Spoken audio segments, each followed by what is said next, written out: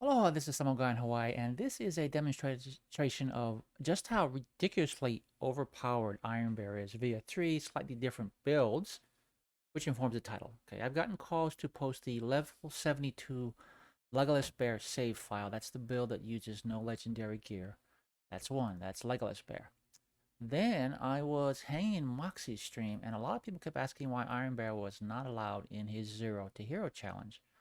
So I decided to do said challenge with Iron Bear just to see how ridiculously easy it is. It was very easy.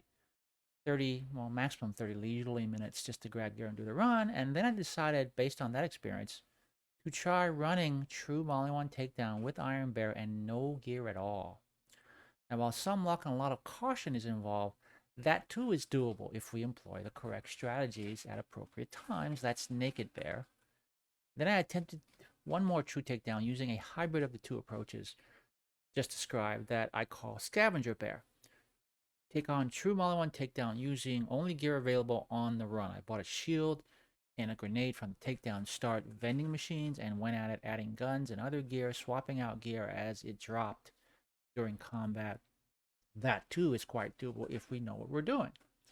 I've since done that several times and used the same approach on the Herbivorous raid boss fight and true Guardian takedown with similar, mostly positive results. With all that in mind, when Endgame Rush comes back, probably in the October-November timeframe, Triple G has talked about this and hopefully making a charity event, I will be all in with Scavenger Bear. I'm going to try and do Endgame Rush starting out with no gear. Probably take longer than I like to spare, but I like the idea of starting the challenge with nothing and finishing it. So those are the three bears. Legoless Bear is the most efficient because it has specific optimized gear, but the playstyle and the strategies employed with each are the same with minor adjustments. And to be fair, Scavenger Bear is basically Legoless Bear until we find an appropriate piece of legendary gear.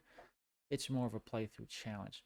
So the combat cycle for all three involves jumping into Iron Bear and killing enemies while monitoring our armor and fuel. When our fuel drops to a certain level, we jump out of Iron Bear, then into the Docker Bear turret and assist Auto Bear in killing as many enemies as possible before Auto Bear's 15-second duration ends. The idea here is to proc Grizzled and Limit Break enough so that when Auto Bear goes away, our cooldown has already reset our action skill and we can jump right back into Iron Bear. Rinse, repeat. The difference, depending on which bear we are running, is that fuel level, because unused fuel is refunded as cooldown. Legoless Bear, we usually let our fuel drop to half, maybe even a third before punching out. Scavenger Bear, it's between half and 3/4, but again, it depends on found gear. It could be less. Naked Bear, 3/4 is a hard boundary. That's because, unlike Legolas and Scavenger Bear, Naked Bear has no shield, which means it does not benefit from the huge cooldown rate boost conveyed by Topped Off, which means cooldown must be over by the time Auto Bear expires, and we are forced out of the Docker Bear turret. If it is not, or if we get kicked out of Iron Bear early for any reason, we're then forced to run around with no guns or shield, avoiding combat, avoiding damage, while cooldown happens ever so slowly. Naked Bear can do true Molly 1 takedown. Guardian takedown and the raid boss are probably off the table. I have no desire to try and find out. Now, the ability to monitor fuel and know when to punch out is key to all of it. That's number one. Knowing how to monitor our armor and avoid serious damage is a close second.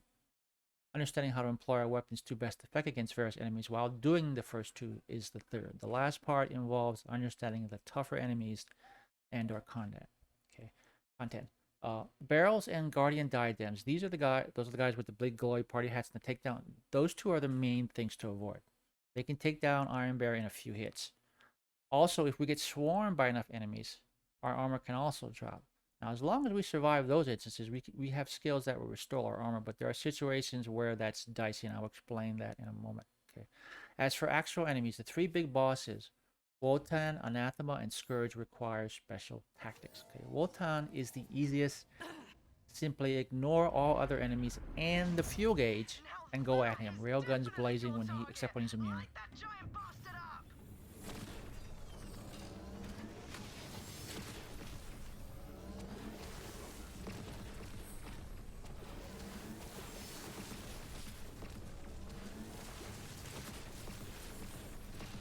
Firing between or through his shields or running through them to get directly at him.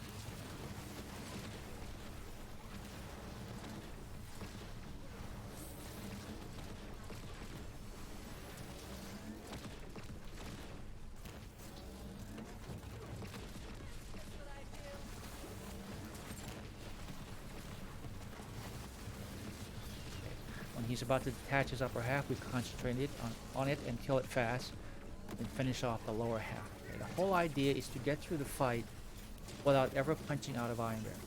As long as we avoid the nastier heavies and the damage they might do to our armor, this is easily doable even with no gear. Okay, actually, it's the only way to do it with no gear, especially on true takedown. If we play conservative, the fight takes too long, and a lot more tougher ads spawn, ads that can collectively take down Iron Bear unless we focus on them exclusively. Okay.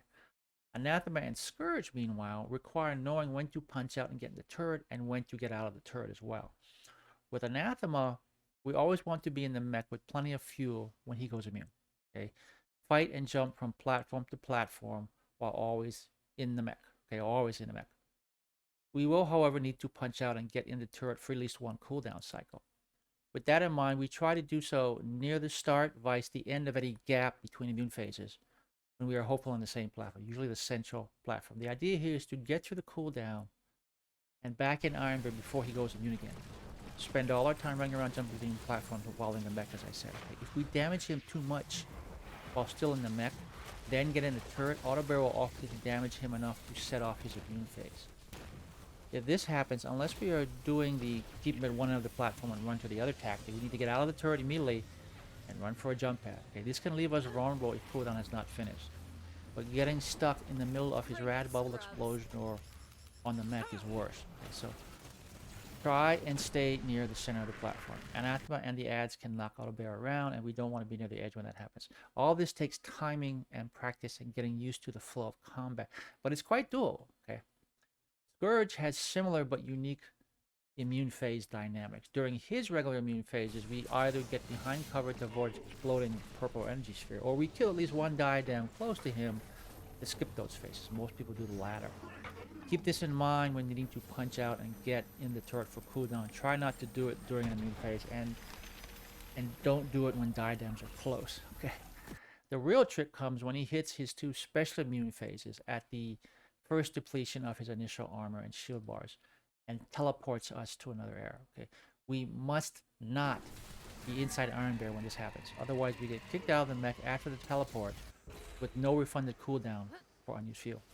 The trick here is to watch his health bar, anticipate when this will happen, and punch out well before. Auto Bear will almost always get him to the immune phase by automatically shooting at him. If we are in the turret when this phase happens, when it kicks off, I think we are okay, but I would get out of the turret immediately just to be safe. Okay? Now, if we can do all that, we can usually get through the fight. So, that's the strategies for the big three. My normal loadout, by the way, is railguns with shock corrosive for guardians and the Mali 1 takedown, and corrosive for everything else. But you can use shock corrosive for everything. Corrosive is more efficient all around, except when we encounter a corrosive immune enemy, then the only damage we do with Mose is her inherent fire and splash skills, which takes a while, so that's why I put the shock in there. Now, if you're attempting Scavenger Bear, which is less of a build, more of a challenge, first priority is a shield, any shield.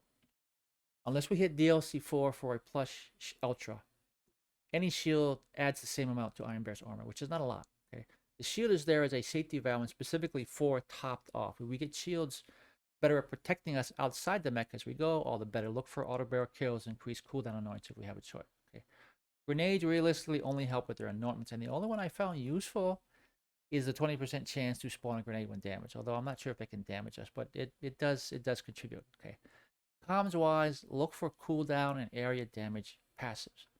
Look for actual tank girl comms of any rarity, which boost helpful skills. Okay, any legendary except Bloodletter, which only lowers our health and does not increase Iron Bear's armor, even though it doubles Mose's own shield. Okay, if we're lucky enough to find a Raging Bear or a Bear Trooper comm, we are golden. We have moved beyond Legoless Bear at that point in terms of damage duration and survivability. Artifact-wise, look for the same cooldown and splash damage-related passives. Stay away from Deathless. A last stand artifact of any rarity is a great insurance policy when moving from inside the mech into the turret. Okay. Gun-wise, start with any gun of any rarity with an anointment that boosts our Iron Bear weapon of choice. As I mentioned, I'm a railgun guy. Beyond that, grab any gun that might aid in survivability outside the mech if it ever comes down to that. If a good second wind launcher or other gun drops, pick that up. But the anointment is first priority. We shouldn't be fighting on our own outside the mech if we don't have to. Okay.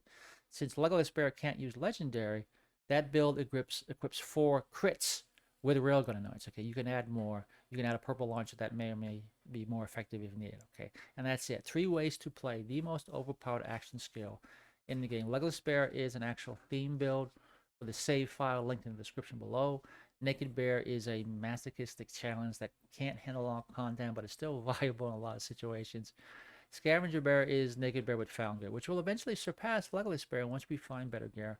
I've shown you the skill trees, and that's it. If you like this content, leave me a like, a comment, consider subscribing.